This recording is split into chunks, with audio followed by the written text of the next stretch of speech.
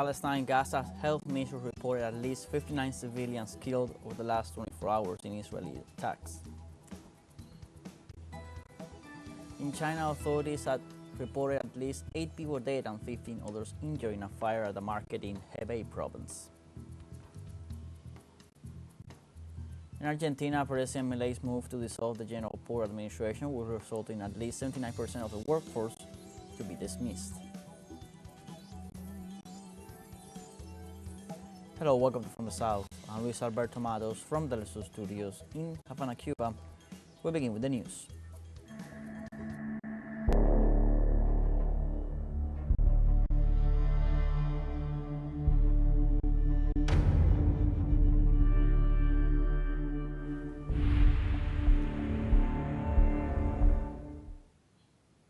The UN High Commissioner for Human Rights, Volker Turk, has denounced that Israel has bombed 27 hospitals and 12 medical centers in Gaza. Turk stated that Israeli attacks during the nearly 15 months of conflict have left over 108,000 wounded, of whom many have died while awaiting treatment due to lack of access to medical care. He also noted the increasing obstacles imposed by Israel on UN agencies and other humanitarian organizations seeking to provide aid in Gaza. The Commissioner also stressed that the intentional targeting of hospitals constitutes a war crime, and since the start of the war on October 7, 2023, Israel has refused to allow independent investigations into its actions in Gaza and has blocked journalists' access to the conflict zone.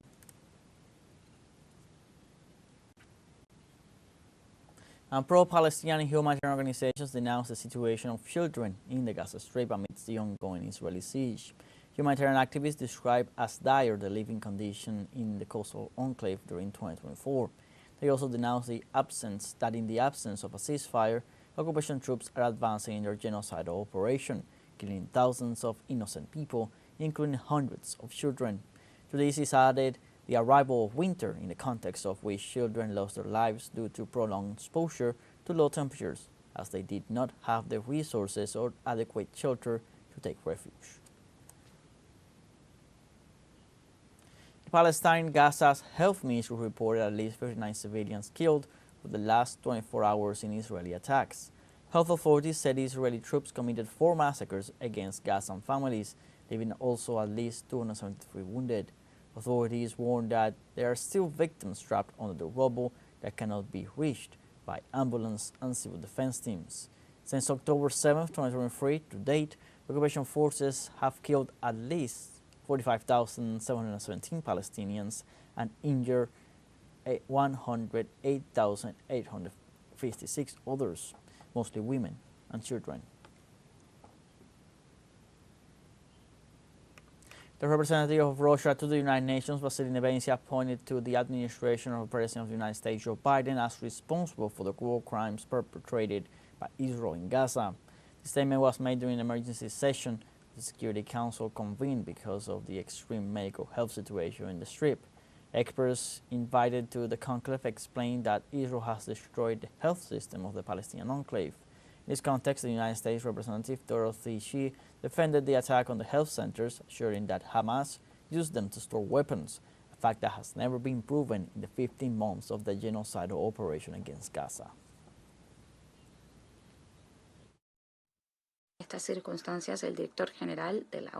In these circumstances, the Director General of the WHO, Dr. Tedros Ghebreyesus, who, as we all remember a few days ago, miraculously survived an Israeli attack at the Sinai airport, announced that the health sector in Gaza is under serious threat and called on the Israeli authorities to cease their attacks on medical institutions and to release the leaders and medical staff of the Camel Hospital in Gaza. He announced that the health sector in Gaza is under serious threat and called on the Israeli authorities to cease their attacks on medical institutions and to release the leaders and medical staff of the Kamal al-Adwan Hospital,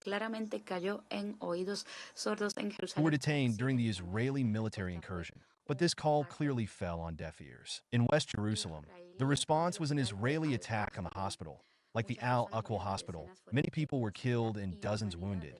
The inhumanity of Israel's actions, which depend on the unreserved support of Washington, is becoming increasingly clear.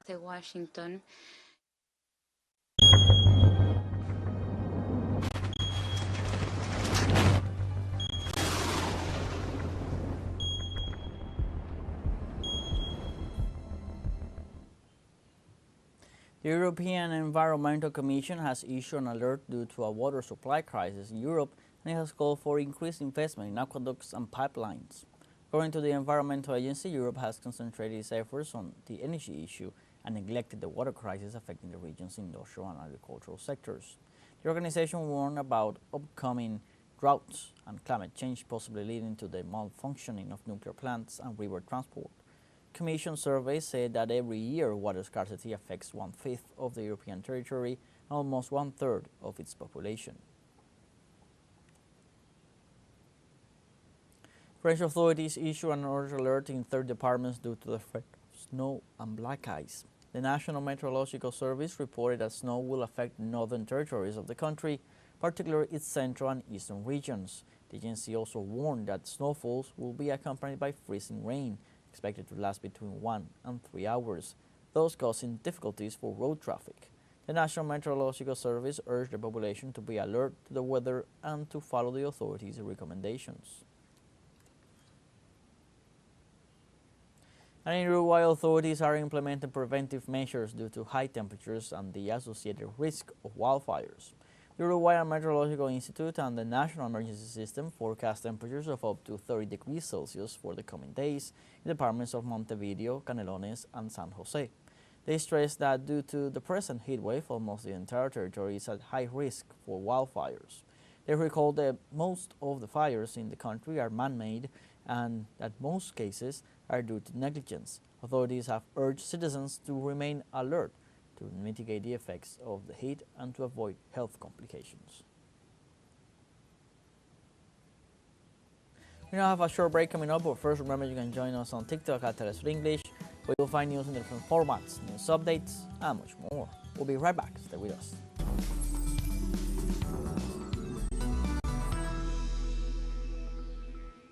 Welcome back. In the Russian Donetsk region, at least 10 people have been wounded as a result of a Ukrainian attack on the city of Gorlovka. According to local authorities, the Ukrainian attack was aimed at a residential area in the city, and they claimed the attack was launched from Ukrainian territory. There are no reports of fatalities nor material damage as a result of this latest Ukrainian attack.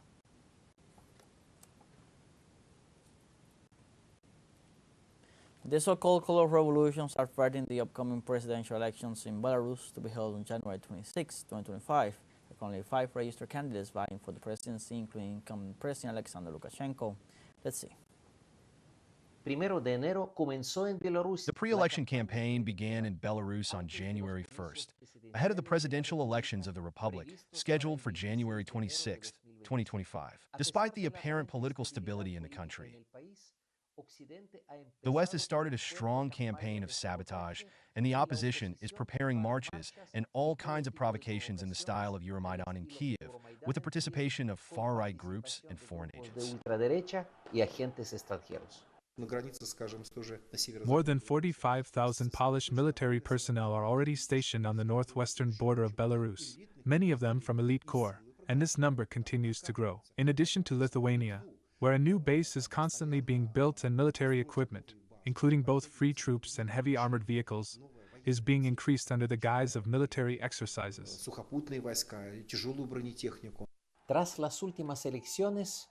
After the last elections in 2020, the situation became so serious that Lukashenko had to take up arms himself.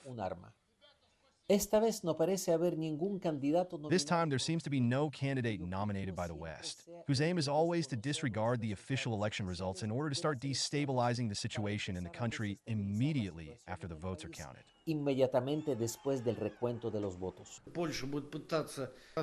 Poland will try to overthrow Alexander Lukashenko. Trump does not recognize it. The U.S. State Department has just issued a statement that U.S. citizens should leave Belarus because they are preparing destabilization in our allied republic. We do not rule out that there may be some provocations, but it won't happen because we won't allow it, because we know who does it. Recently, Mike Pompeo, who we met with, former director of the CIA and then head of the State Department, was in Belarus. He said yes, they couldn't organize a color revolution in Belarus. Well, what other proof do we need that they interfered in our elections and wanted to destroy the country?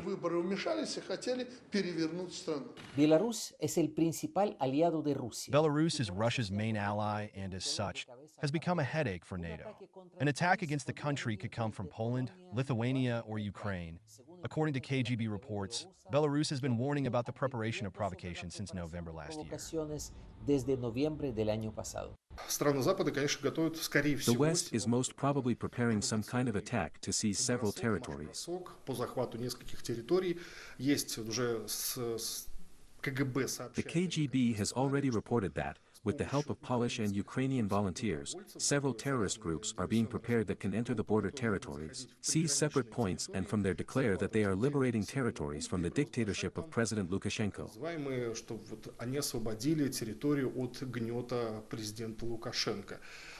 This is one of the variants, and the other is that large launching units may enter the western territories of the region.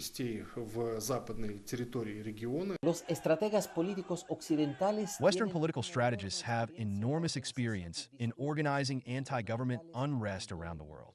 The attempted color revolution in Minsk in 2020 was finally thwarted, as well as in Georgia at the end of last year. The West is once again taking a gamble on Belarus, as its role in the geopolitical landscape is now more important than ever.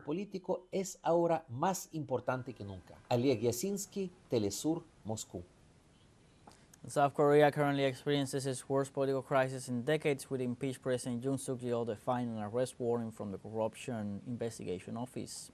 Yoon's supporters have rallied at his official residence, leading to a standoff that forced 30 officials to retreat after being confronted by protesters and military personnel. Yoon's legal team claims the warrant is illegal and has filed an injunction against the CIO, which expressed regret over the situation, stated that executing the warrant was practically impossible due to ongoing confrontations. While some analysts believe Yoon's political power is waning and he should resign for the nation's stability, others argue he still retains substantial support, with as much as 40% of South Koreans backing him. And in China, at least 8 people died and 15 others were injured in a fire at a market in Hebei province. Local authorities said the fire started at 8 a.m. local time at a vegetable market in Kiaoxi district. According to official reports, the injured were taken to the nearest health centers where they are receiving medical care. So far, the cause of the fire is unknown, and there is an investigation underway to clarify the incident. We have a second short break coming up, but before, we invite you to visit our YouTube channel at teleSUR English. There you'll be able to rewatch our interviews, top stories, special broadcastings, and more. Hit the subscribe button and activate the notification bell to stay up to date on the world's most recent events. Final short break, don't go away.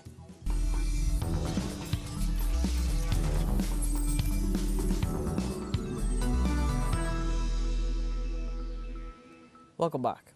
75 soldiers from Guatemala and 8 from El Salvador are in Haiti to join the military intervention requested by the government, backed by the United States. The Guatemalan and Salvadoran soldiers arrived at the international airport of Port-au-Prince, where they were met by the head of the Presidential Transition Council and by the U.S. ambassador to Haiti. Meanwhile, Haitian citizens have denounced the inefficiency of the military contingency in the country, as criminal gangs continue to generate violence and maintain control over important areas in the capital. This latest military intervention in Haiti began on June 25, 2024, led by Kenya, and it is aimed at stopping rampant violence unleashed by criminal armed gangs.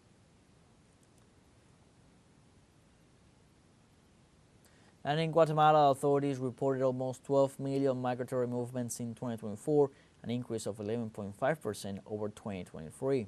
Statistics showed that overland migratory movements had the highest activity, with 3.6 million departures and 4 million entries to the country, while seaports reported 7,726 departures and 7,855 entries.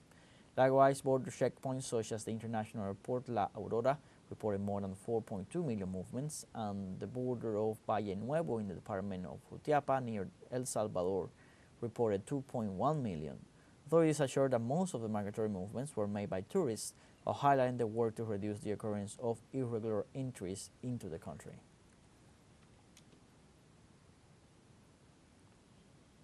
And in Ecuador, relatives of the 4 murdered children request another DNA analysis abroad to confirm the identity of the victims.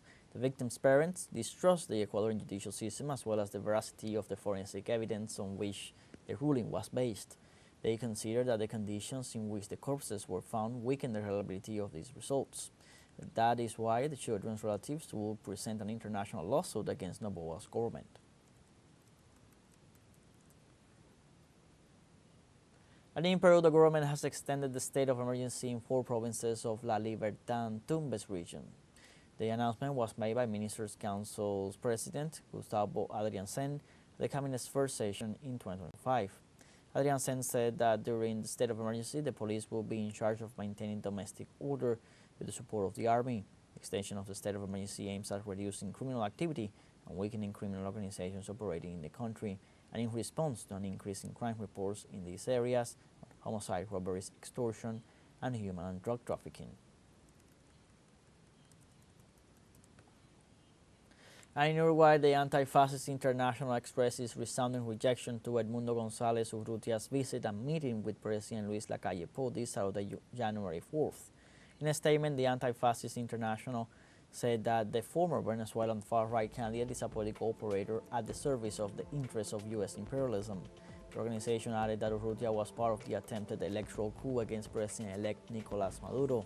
The communique asserted that Edmundo's visit has the objective of coordinating a destabilization campaign and extending the international questioning of the Venezuelan elections, its governmental system, and its institutions. The document concludes, "We trust that the forthcoming government will not fall into coup operations nor interfere in the internal affairs of other nations, and will strive for the respect of the right of nations to self-determination."